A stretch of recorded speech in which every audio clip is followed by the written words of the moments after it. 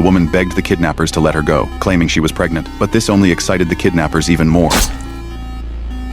Soon, the body was discovered by the police. The woman's fiancé arrived at the scene. Seeing the bodies of his fiancée and their child, Mike broke down in tears. He swore he would find the killer. Mike's father-in-law was a detective. With his help, Mike quickly identified a suspect. He quietly snuck into the suspect's home and found his fiancée's ring, which confirmed his suspicion. But instead of calling the police, Mike decided to take matters into his own hands. He would avenge his fiancée himself. Soon after, the killer kidnapped another female student. As the man was about to make his move, Mike interrupted him. The two fought fiercely. Mike covered the killer's face with plastic, knocked him out, and shoved a tracker into his mouth. Mike wasn't planning to kill the man. He wanted to make him feel the same hopelessness. When the killer woke up, he went to the hospital to treat his wounds, but soon became infatuated with a beautiful nurse. Under his pressure, the nurse reluctantly began to undress. Just then, Mike arrived again.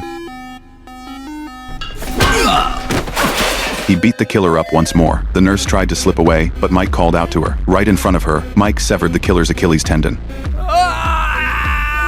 After doing this, he left the killer with the nurse for treatment, wanting him to suffer before dying. When the killer woke up again, he realized there must be a tracker on him, otherwise Mike wouldn't have found him so quickly. Then he remembered the ring on Mike's hand, and it all clicked. He knew Mike was monitoring him, so he deliberately taunted Mike with words, then used laxatives to flush out the tracker. Mike soon realized something was off. As he prepared to head to his fiancée's house, the killer had murdered his father-in-law. By the time Mike arrived, his fiancée's sister had also been killed. The killer then stood on the street and surrendered. Mike knew that once the killer was taken by the police, he would lose his chance for revenge, so he deliberately smashed open the car door, then stole the killer from the police right in front of them.